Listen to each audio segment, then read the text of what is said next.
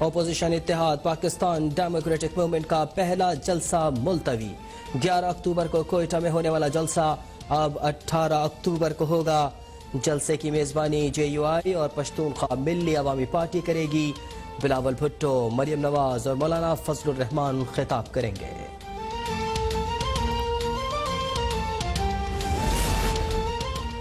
وزیر داخلہ اعجاز شاہ نے اپوزیشن کی تحریک کو ریاست مخالف قرار دے دیا۔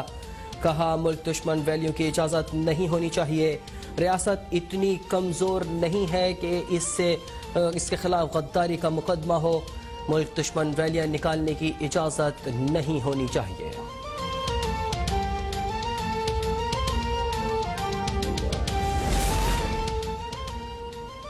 گوجرانوالہ میں نواز شریف کے داماد کیپٹن ریٹائرڈ محمد صفدر کے خلاف غداری کا مقدمہ درج۔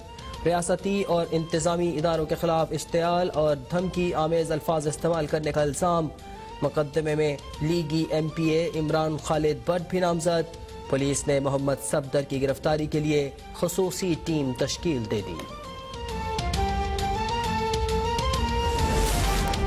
مریم نواز کی کھوکھر پیلس میں بھارتی شخص سے کوئی ملاقات نہیں ہوئی۔ مسلم لیگ نون پنجاب کے صدر رانا ثناء اللہ کی وضاحت۔ کہا عمران نیازی اداروں کو اپنی سیاست کے لیے متنازع بنا رہے ہیں۔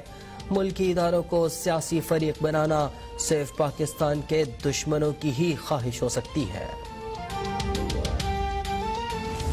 آلریڈی پھوٹ پڑ چکی ہے، یہ استعفیٰ دینے کی بات کرتے ہیں۔ ہم نے کہا استعفیٰ دیں آپ، ہم الیکشن کرائیں گے۔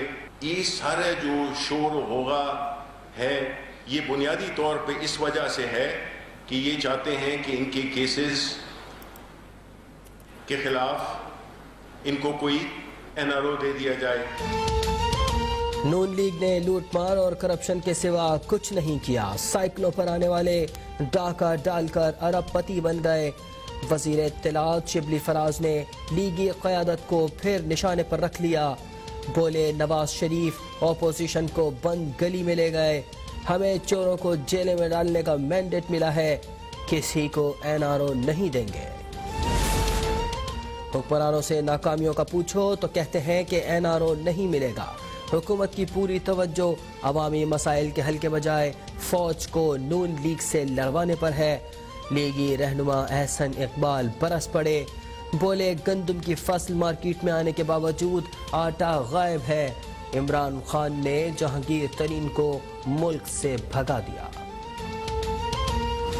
یہ پاکستان کی بدقسمتی ہے کہ مسلم لیگ نون اور پیپلز پارٹی کو آج ایک شدت پسند گروہوں کا سہارا لینا پڑ رہا ہے اپنی سیاست کے لیے۔ بلاول صاحب کو بھی اور PMLN والوں کو بھی کہ آپ اپنے جو جلسے ہیں وہ میرج ہال بک کرا کے کر لیا کریں۔ اس کا فائدہ یہ ہوگا کہ کم از کم جو پارٹیسپینٹس ہیں ان کی بھی سہولت ہو جائے گی۔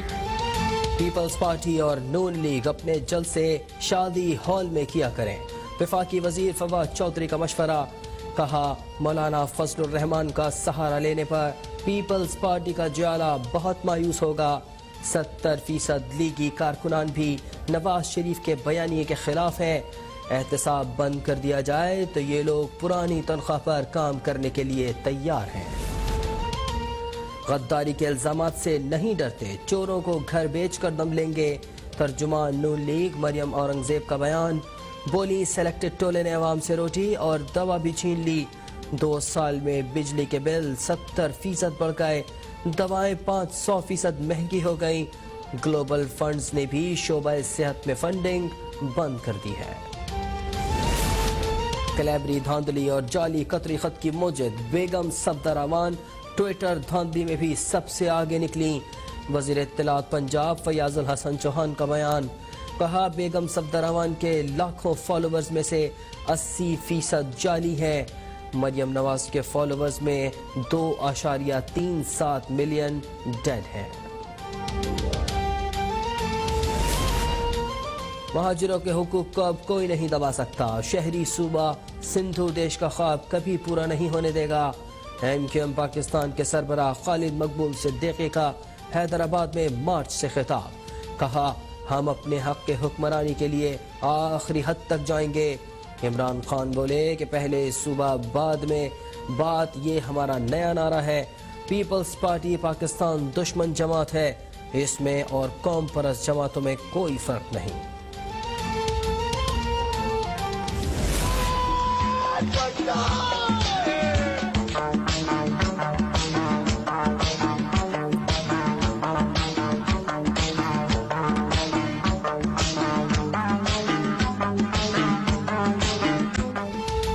پیپلز پارٹی کا کراچی میں پاور شو، کراچی یکجہتی ریلی، جیالوں کی بڑی تعداد میں شرکت۔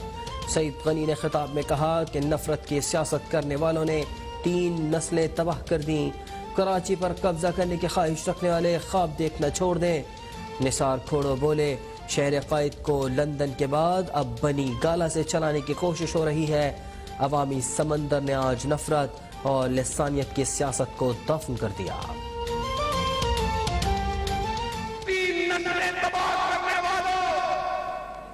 خون کے پیاسے مت بنو، یہ سندھ نے پاکستان بنایا تھا، اور سندھ کو اگر کوئی نقصان پہنچاتا ہے تو پاکستان کو ٹوٹنے کا خطرہ ہوتا ہے۔ پی ٹی آئی اور اپوزیشن میں صرف اقتدار کی جنگ ہے، سیاسی ٹھگوں نے پاکستان کو یرغمال بنا رکھا ہے۔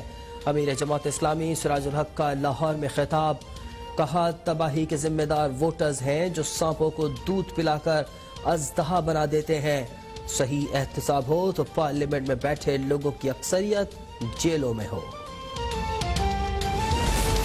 آزاد کشمیر میں کورونا کی نئی لہر، حکومت کا جزوی لاک ڈاؤن کا فیصلہ، سیاسی اور مذہبی اجتماعات پر بھی پابندی ہوگی۔ کورونا کیسز کی شرح 8.3% ہو گئی جو پاکستان میں سب سے زیادہ ہے۔ وزیر اعظم آزاد کشمیر راجہ فاروق حیدر کا اجلاس سے خطاب، ماسک نہ پہننے پر جرمانہ عائد کرنے پر اتفاق۔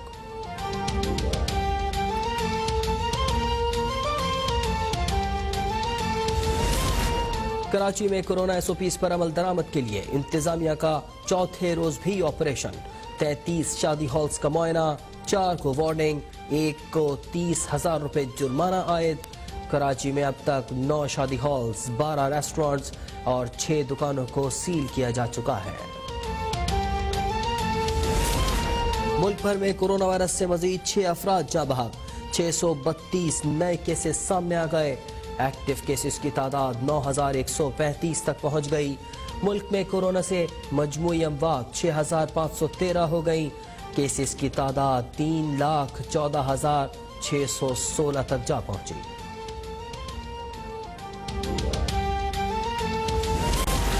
موسم سرما میں کورونا وائرس کی دوسری لہر کا خدشہ، وزیر اعظم عمران خان کی قوم سے ماسک پہننے اور سماجی فاصلہ اختیار کرنے کی اپیل، کہا دفاتر اور تعلیمی اداروں میں احتیاطی تدابیر پر عمل درآمد یقینی بنایا جائے، اللہ کی رحمت سے ہم کورونا کے شدید اثرات سے دوسرے ممالک سے زیادہ محفوظ ہیں۔